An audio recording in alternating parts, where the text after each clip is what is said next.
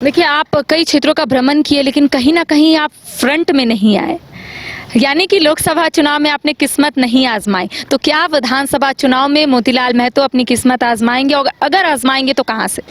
देखिए, हम एक पार्टी का शुरू से एक तरह से कहिएगा तो हम पार्टी का जन्मदाता रहे हैं, हम आंदोलन का जन्मदाता रहे हैं। तो हम एक अपना जो पार्टी है हम उसको सींचना चाहते हैं। हम अपने आप को, हमारे पार्टी को, हम अपने पार्टी को भांपना चाहते थे। तो हर ज़रूरी नहीं कि जो पार्टी में जितने लोग हैं वो सभी को चुनाव ही लड़े।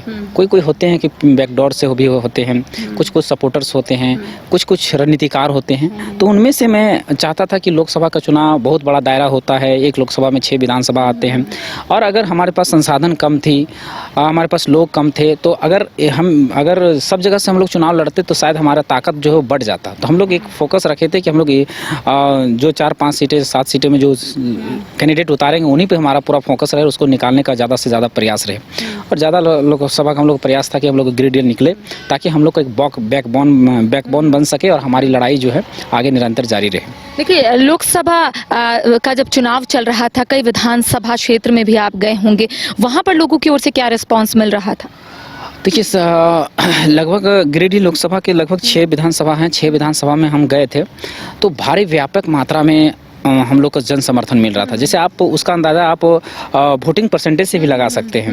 हमारा डुमरी से शुरू करते हैं तो डुमरी में हम लोग को जेबी केसेस को 90,000 वोट मिला है, गोमिया में हम लोग को 70,000 वोट मिला है, आपका बाघमारा में हम लोग 46,000 वोट मिला है, आपका टुंडी में हम लोग को 60,000 के आसपास वोट मिला है। तो ये आप एक वोटों का आंकड़ा सभी विधानसभा में मिलाकर देखिए तो जितना हम लोग को वोट मिला है, एक विधानसभा कैंडिडेट के भर वोट मिला है सभी में। ऐसा नहीं कि किसी ने कम दिया, एक थोड़ा सा हम लोग चूक किए, गिरिडीह में थोड़ा कम आया, बाकी सब जगह पे लगभग आया। तो इसी से आप लगा सकते हैं कि हम लोग कितना बड़ा व्यापक जन समर्थन था कि 50 से 60,000 लोगों ने वोट दिया। अब उसके अलावे कितना जन समर्थन होगा आप सोच सकते हैं। और जन समर्थन का बात हम इतना ही बता देंगे कि डुमरी में हम लोग एक लास्ट सभा किए थे, वहाँ पर हमारे मीडिया बंधु भी गए थे। वहाँ पर हम लोग को 20 तारीख शाम को 4 बजे परमिशन मिलता है और हम लोग अगले नेक्स्ट डे में लाखों की भीड़ वहाँ जुट जाती है। इससे मैं पता लगाया जा सकता, अंदाज़ा लगाया जा सकता लोगों का जन समर्थन की। हार जीत अलग मैटर है, लेकिन लोगों का जो हम लोग की तरफ जो समर्थन होता है वो व्यापक तौर से दिए। जनता ने पूरा भरपूर दिया है, जितना हम लोग को चाहिए था उतना भरपूर दिया है। थोड़ा बहुत चुनाव है तो थोड़ा बहुत गलती भूल चूक हम लोग से हुई है, इसको हम लोग एक्सेप्ट करते हैं, पर जन समर्थन पूरा मिला है। अच्छा, जब डुमरी में उपचुनाव हुए थे तब आप ही लोगों की ओर से, यानी कि जयराम महतो की ओर से कहा गया था कि इस बार हम डुमरी छोड़ रहे हैं, लेकिन अगली बार डुमरी नहीं छोड़ेंगे। विधानसभा का चुनाव है, क्या डुमरी को लेकर कोई रणनीति है? हाँ, देखिए, डुमरी को लेकर ही रणनीति नहीं है। देखिए, सभी जितना विधानसभा हम लोग को चुनाव लड़ना है सभी को लेकर रणनीति है कि सबका। देखिए, उस वक्त आप लोगों ने डुमरी छोड़ा था जब उपचुनाव हुआ था? डुमरी, देखिए, हम लोग को उपचुनाव ऐसा नहीं कि हम लोगों ने डुमरी छोड़ा है, हम लोगों ने रामगढ़ को भी छोड़ा था, हम लोगों ने बेरमो में उपचुनाव हुआ था उस समय भी छोड़े थे वो, और उसके दरमियान में बहुत सारे मधुपुर, बहुत सारे जो उपचुनाव हुए थे, यहाँ पर मांडर में भी हुआ था। तो ऐसा नहीं कि हम लोग को उपचुनाव में भी, गांडे में भी, उपचुनाव में हम लोग को लड़ना ही नहीं था। हम लोग को शुरू से रणनीति कि उपचुनाव में हम लोग हाथ नहीं देना है। तो हम लोग पहले ही कह चुके हम लोग उपचुनाव नहीं उतरेंगे, लेकिन जो मेन चुनाव होगा उसमें उतरेंगे, और उसमें बाकायदा बहुत अच्छे तरीके से, बहुत तैयारी के साथ उतरेंगे, कमर कस के उतरेंगे। और अभी 2024 का चुनाव है, डुमरी ही क्यों, जितना सीट है सभी में एक अलग रणनीति से उतरेंगे। क्योंकि देखिए, हर विधानसभा का क्या होता है कि उसका एक अलग भौगोलिक पहचान होता है, उसका एक अलग सांस्कृतिक पहचान होता है, उसका अलग एक भाषा होता है, उसका एक अलग माहौल होता है, उसका एक अलग जातीय समीकरण होता है। तो सब विधानसभा का अलग अलग स्ट्रेटजी, हम लोग जितना में उतरेंगे सबका अलग अलग स्ट्रेटजी होगा। डुमरी विधानसभा का अलग होगा, गोमिया विधानसभा का अलग होगा, और भी जितना विधानसभा सबका अलग अलग स्ट्रेटजी होगा। जब आप लोगों ने पार्टी का गठन किया था, कई सपनों के साथ गठन किया था, तो क्या लगता है कि जो सपनों के साथ आप लोग आगे लेकर गए थे अपनी पार्टी को, क्या वो पूरा सपना पूरा हो गया? क्या लगता है? नहीं, सपना तो अभी अधूरा है, पूरा ही कहाँ हुआ है, कुछ नहीं हुआ है। धीरे धीरे करके आप लोग आगे बढ़ रहे हैं। हाँ, कुछ कुछ चीज़ें हुआ है। जैसे कि हम लोग मांग करते थे कि अगर यहाँ पर कोई MP MLA बने तो यहाँ झारखंडी खतियानी बेटा बने। तो आज देखिए, एनडीए गठबंधन की बात करें चाहे इंडिया गठबंधन की बात करें, मुख्यतः ये दो ही हैं।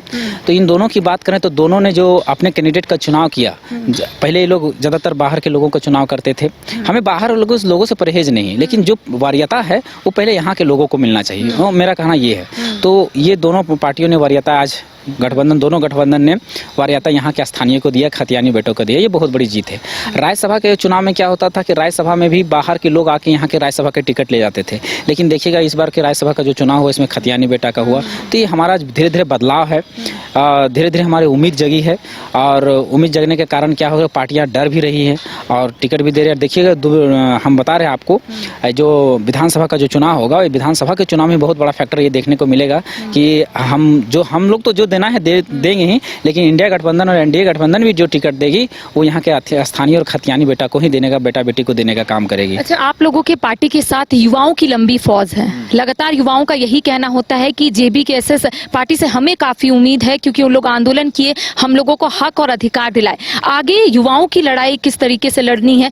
क्या विधानसभा का चुनाव को लेकर आप लोग तैयारी में जुट चुके हैं, या फिर जो अभ्यर्थी अभी भी परेशान है उनके साथ आप लोग अभी भी खड़े हैं? नहीं, सदैव ये लड़ाई, देखिए लड़ाई कभी अभ्यर्थियों की ही रहेगी। हम लोग भले कुछ भी बन जाए, कुछ भी चुनाव लड़ लें, लड़ाई उसके लिए ही है।